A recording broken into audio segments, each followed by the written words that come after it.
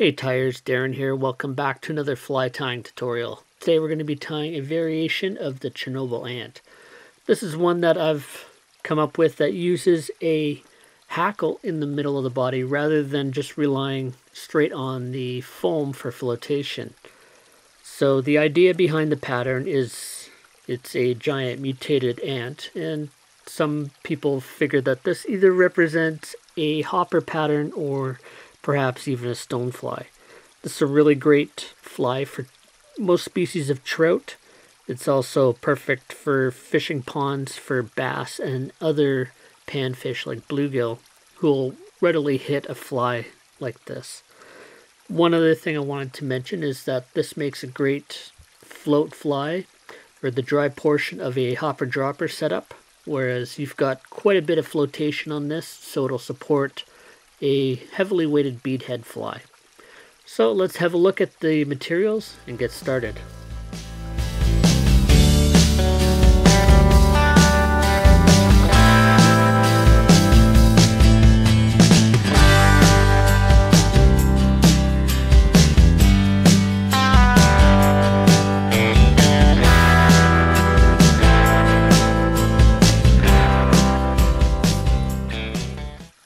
Alright, let's get a fresh hook in the vise. And I'm using a Mustad Signature C53S. This is a size 8 that we're using today. So the C53S is a 3XL curved. It's a nice hopper hook. Some other people will use them for things like bomber chironomids and that sort of thing, or stoneflies. So I'm using a 6/0 olive dun thread. We'll start by tying in at the head here, and I'm just going to take that down just to the hook point. And we'll let that sit there.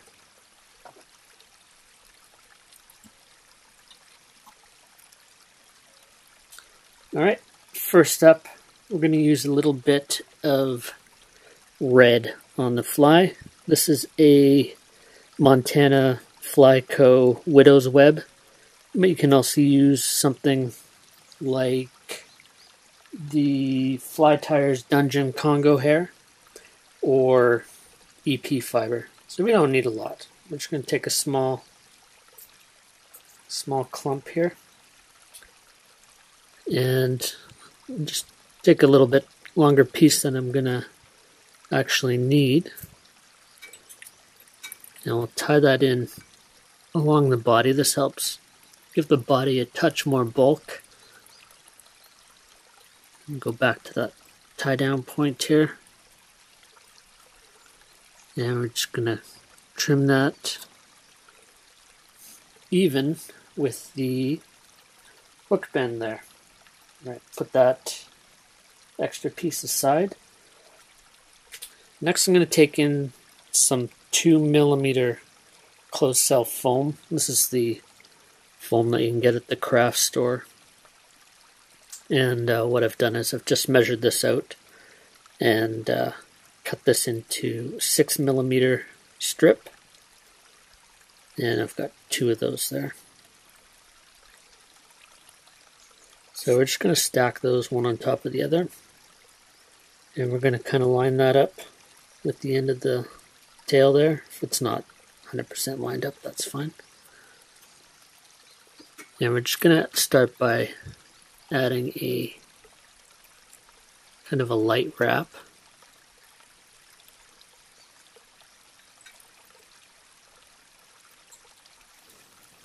And I'm just going to add a little bit more tension as we go around.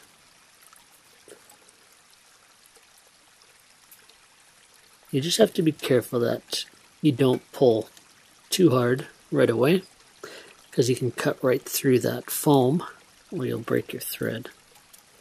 So if you have a little bit extra, that's fine. So I'm just going to trim off this excess just so it stays out of the way a little bit. And I always find it a little bit helpful just to put a few wraps in front of there as well. Just kind of dam it like you're doing a barbell eyes, that sort of thing. Alright. So if you want to add a spot of glue to this, it's probably not the worst idea. Anyways, we're going to add some legs to this now. So I'm going to take one of these silicone tabs, and all I'm going to need is 2. So I'm going to put a set of legs on the back and a set of legs on the front. And these are 5 inches, so we'll fold those in half and we'll just cut them. We'll put one pair aside, and then the other set we'll tie those in on the back here. So you just want to kind of divide them evenly, and we'll add a couple loose wraps up top.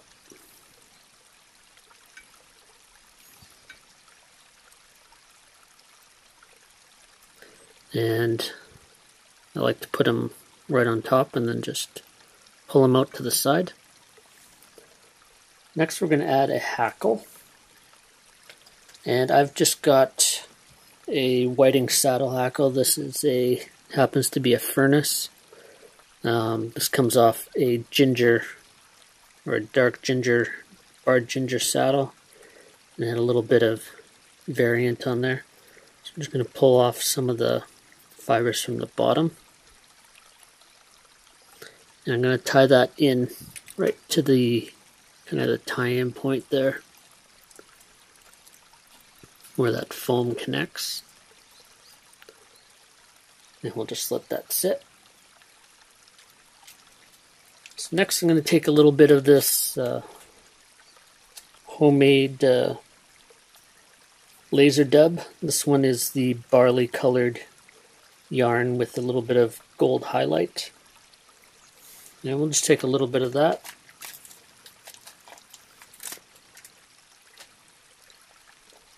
It's probably more than enough. And we'll just put a bit of that on, dubbed onto the thread. And we're going to use that to build up our body a little bit.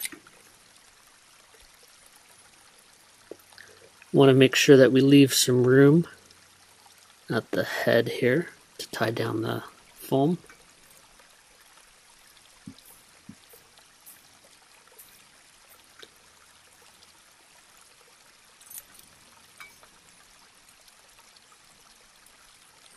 And you just want to make sure that you don't tangle up your legs when you're doing that. Alright, that looks good. So next we're going to take this hackle and we're just going to add a few wraps. I tend to hackle it fairly heavily, so probably put 8 or 9 wraps on there.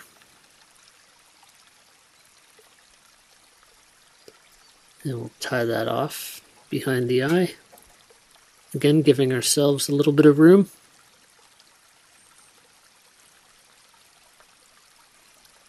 Just make sure you clean that up a touch.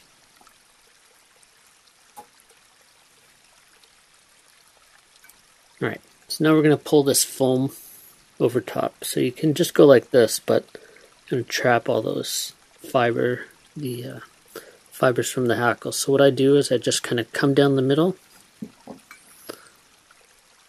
and then split that just so all the fibers get combed downwards.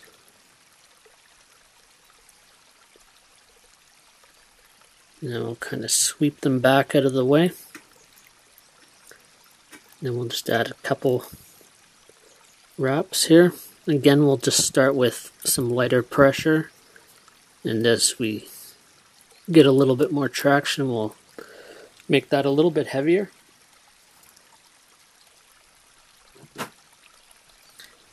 I'm going to come in here with the front set of legs. And as always, I like to just tie those right on top.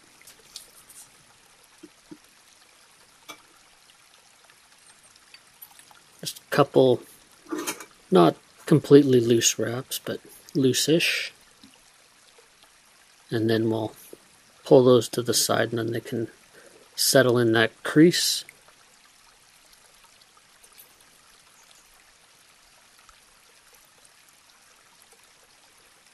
Then we get that tightened in.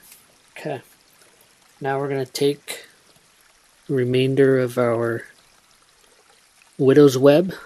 And we're just going to use that. We're just going to make a bit of a high-vis indicator on this. Just helps us see it in the river.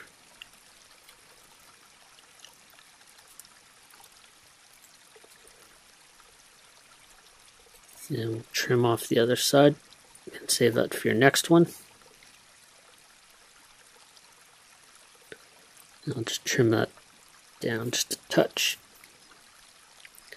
Alright, we'll just pull this back, add a couple wraps to clean up, and I'm just going to add a whip finish. Might be a touch tricky to whip finish. There's a lot of moving parts on this fly.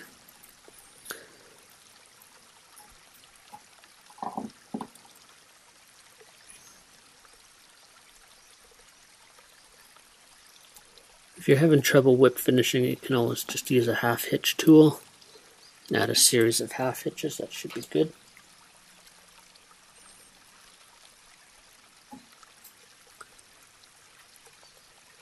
Then we'll just come in here and trim up the top just a little bit.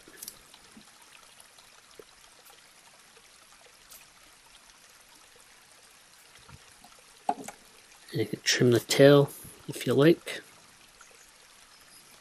Just be careful of those legs.